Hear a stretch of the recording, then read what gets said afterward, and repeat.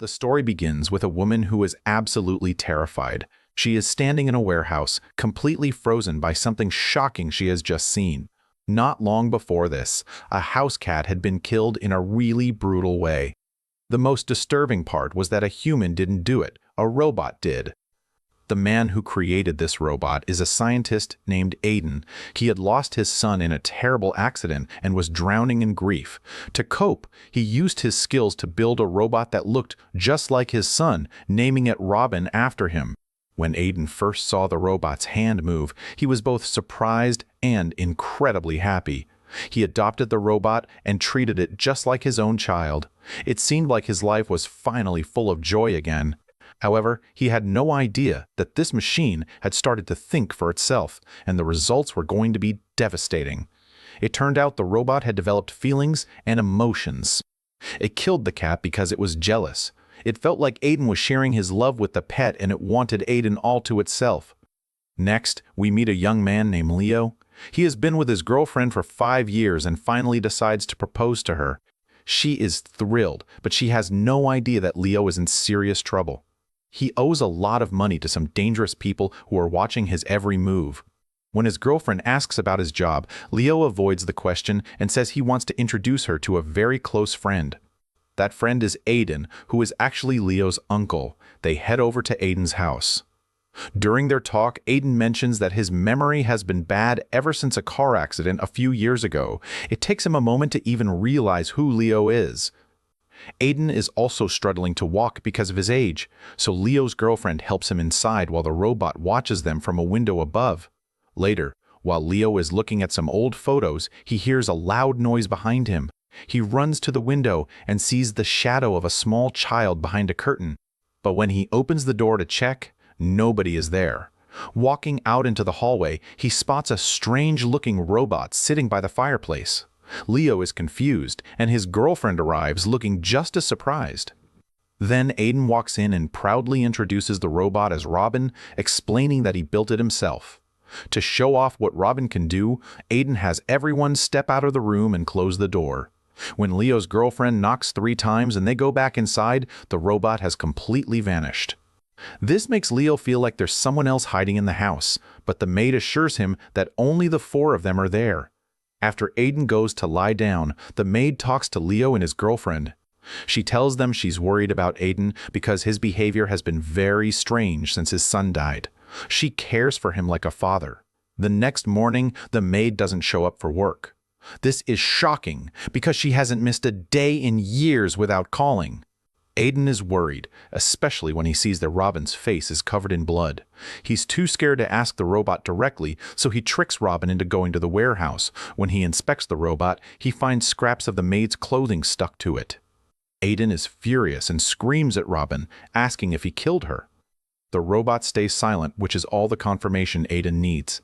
In a fit of anger, Aiden pulls out the robot's battery to shut it down and leaves. However, the robot somehow turns itself back on even without a battery.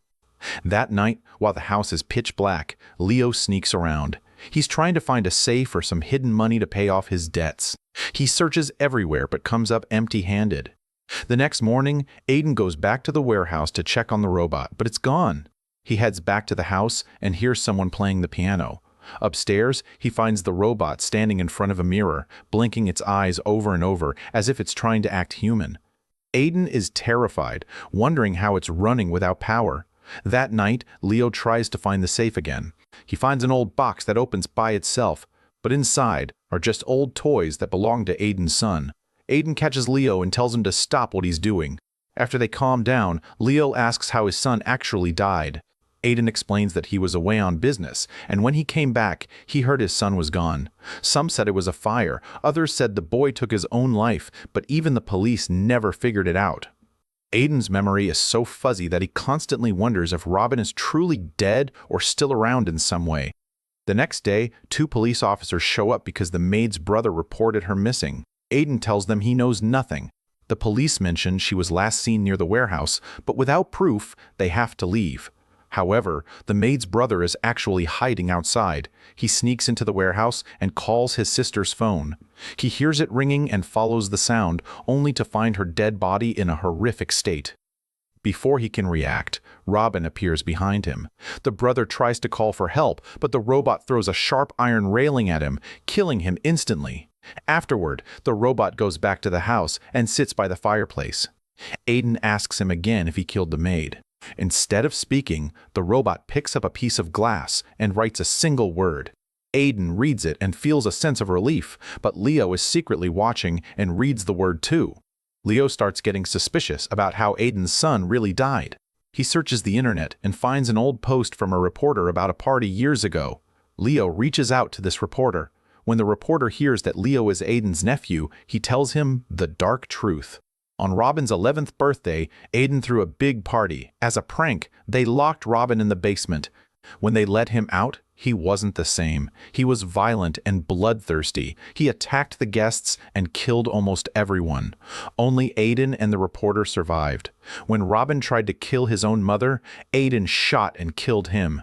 To protect his reputation, Aiden paid off the police to bury the story.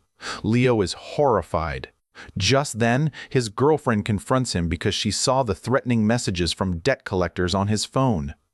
Leo convinces her that their only choice is to steal from Aiden so they can start a new life together.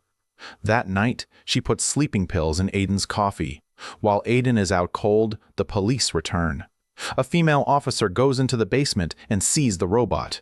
When she gets close, it stabs her and then uses an electric clip to shock her to death. Her partner comes looking for her, smells burning flesh, and finds her charred body. Before he can move, the robot attacks him with a knife and then uses a flamethrower to burn his face, killing him too.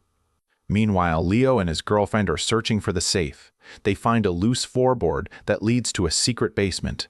They head down, not knowing the robot is watching them. They find a lot of old liquor bottles, but Leo keeps looking for the safe.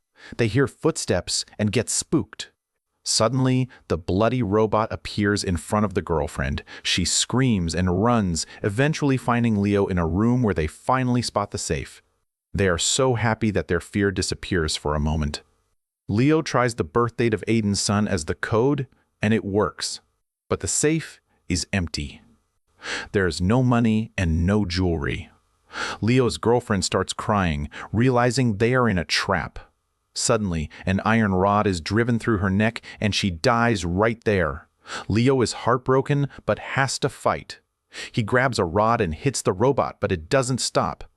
The robot hits Leo with a piece of glass, knocking him out. When Leo wakes up, he's tied to a chair in the same basement where Robin was once locked up. The robot starts talking, but it sounds like Robin's ghost is speaking through it. It talks about how his mother used to lock him up and punish him for every little thing. The robot asks Leo why he's really there. Leo lies and says he just came to visit, so the robot shoots him with a nail gun. After being shot again, the pain becomes too much, and Leo confesses everything, that he's not really Aiden's nephew and he only came to steal money. He blames himself for everything, including his girlfriend's death. As the robot moves in to shoot him again, Leo manages to break free from his ropes. He knocks the robot down and reaches for the nail gun to destroy it, but suddenly a shot rings out. Aiden has appeared and shot Leo in the back, killing him. Aiden realized that his son's spirit is now living inside the robot, and he refuses to let anyone hurt his son ever again. He fixes the robot up, and the two of them start a new life together. The story ends with the chilling reality that anyone who tries to come between this broken man and his dangerous robot son will not survive.